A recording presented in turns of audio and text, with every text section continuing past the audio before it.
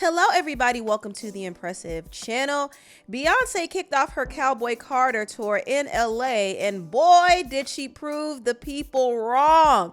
They said she wasn't selling. Everybody said Beyonce wasn't selling. Well, it was a lie. It looks like all the single ladies are staying home as Beyonce's Cowboy Carter Tour, it is struggling to sell out. I think they oversold or were oversold on the idea of a Cowboy Carter Tour. Beyonce may have gone country with her Cowboy Carter era, but it seems her fans aren't exactly lining up for it. With less than 2 weeks to go before opening night in Los Angeles, thousands of seats remain unsold. It was all a lie. Guys, it was all a lie. She lied. Beyonce's Cowboy Carter Tour on opening night did amazing, y'all. And I want to talk a little bit more about it, but first I want to talk about elevating our vibe. And I mean in the fragrance department. You know how a great scent can completely transform your mood and take your outfit from a meh to yes? Well, I got some favorites to spill. I've been using Scentbird, a fragrance subscription service, on a mission to empower us all to express ourselves through scent. And this month, I got some amazing new fragrances that honestly had me feeling amazing. One of them is Mango Skin from Wilhelm Parfume, and I love this scent. It has mango notes, jasmine, wild orris, vanilla, and pink sugar notes. It's sweet, it's floral, it's tropical, and it's perfect for brunch on a nice spring day. Another scent is from the perfume line Grandiflora, and this scent in particular is called Madagascan Jasmine, and it includes notes like green leaf, jasmine Madagascan, white flowers, musk, and roasted cacao. And this scent is dark, bold, and sensual. It's great for an evening date. The next scent is from the line To Me, and this scent is called Whisper, and it includes notes like bergamot, black plum, Bulgarian rose, saffron, and cedarwood. And the scent is fruity, it's tropical, and it's perfect for a breezy summer evening on the beach.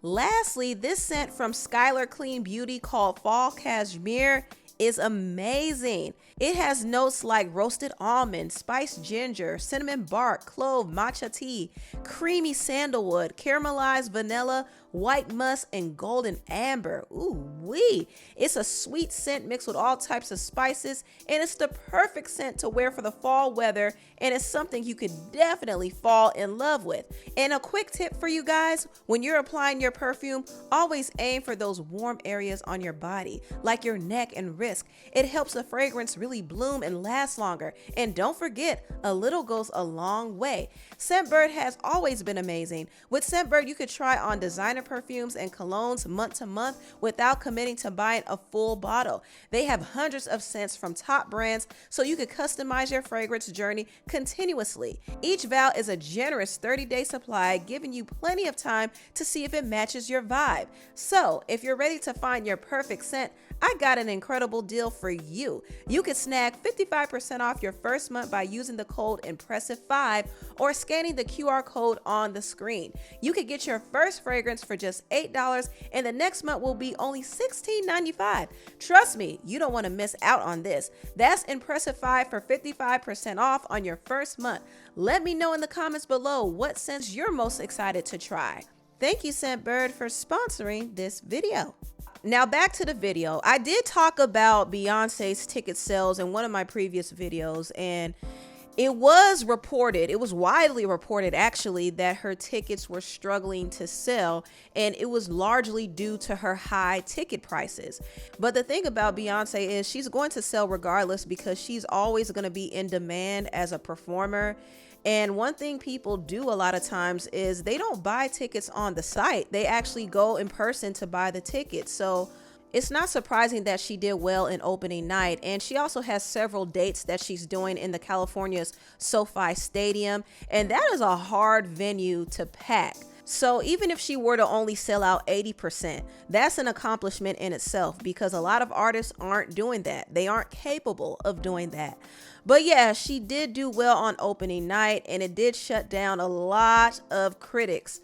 One of those critics being 50 Cent. Now 50 actually reposted this article from TMZ that reported that Beyonce still had thousands of tickets left available, and 50 said in his caption, "Ish getting real out here. Hey, the tickets ain't selling." Now, one thing about 50 Cent is he hates Jay-Z, right? So him coming at Beyonce has nothing to really do with her. It's more so that he does not like her husband.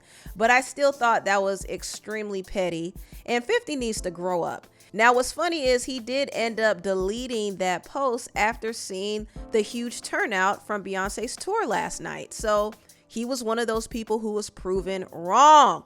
And from the concert clips that I've seen, I could tell that this will be the tour of the year.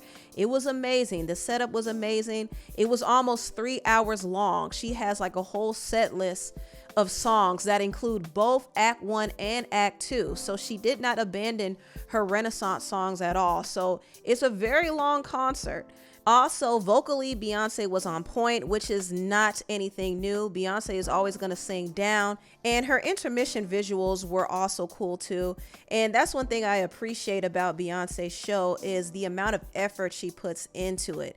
If she wanted to just sing and dance, she could easily, but no, she likes the theatrics. She likes to create themes and make it fun and flashy. It almost seemed like an extravagant Vegas show. Like it was just so over the top, but that's what makes her shows captivating. She always gives you something fresh and new. So yeah, her show looks really, really, really good. One of the highlights of the show was when she brought her baby girl Rumi up there with her daughter Blue Ivy. I thought that part of the show was just so precious. She was performing Protector, and you could see the excitement on Rumi's face. Like she was so grateful that her mother let her go up on stage. It was the sweetest thing ever. And Beyonce also showed video footage of her son, Sir. For those who are wondering, where is Sir? I think Beyonce wants to protect him and keep him out of the spotlight for her reasons, but she hasn't forgotten about him. And I think she wants to show people that no, she's not hiding her children. She just doesn't need to show them all the time. And that's her prerogative as a parent. Now, one child she is going to show off is her daughter, Blue Ivy, because when Beyonce retires, she needs somebody to take over the dynasty. So Beyonce is putting Blue out there. And I will say this, Blue is going to be up next. I mean, the stage is already set for her to take on her mother's torch. You see how she performs. She has gotten so much better. She's so confident. She's dancing and taking command of the stage. And I was thinking to myself, wait a minute, she's becoming the main character on her mother's own tour. I have a feeling in the future that Beyonce is going to really take a step back and start molding Blue to be a solo star.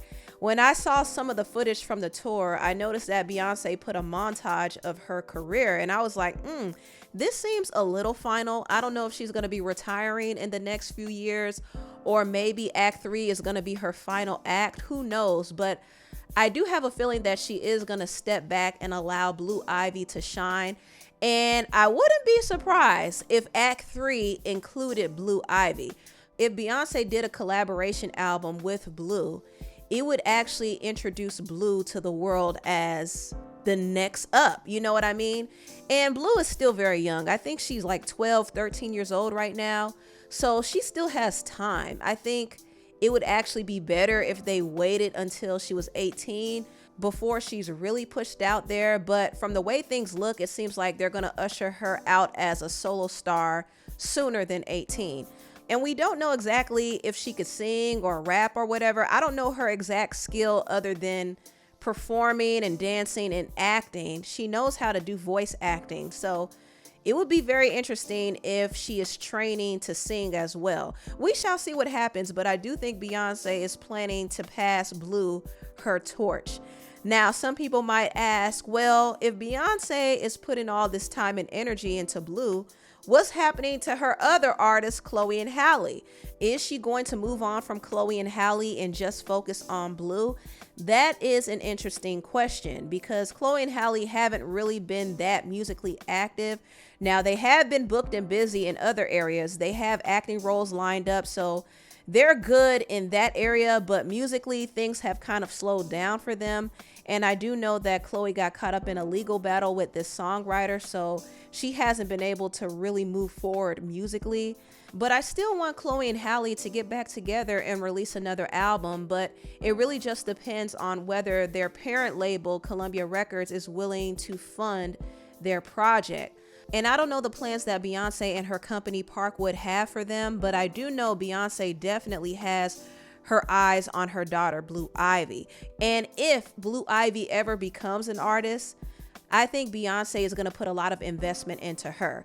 I think they're going to set her up to really take over Beyonce's lane when she retires. Now, I could be wrong. I could be very wrong, but that's what it's looking like, at least to me. But anyway, tell me what you all think about this video down below. And also, I do want to once again thank Scentbird for sponsoring this video. Please like, comment, and subscribe, and share this video if you care. Thank you so much for watching, and I'll see you next time. Bye.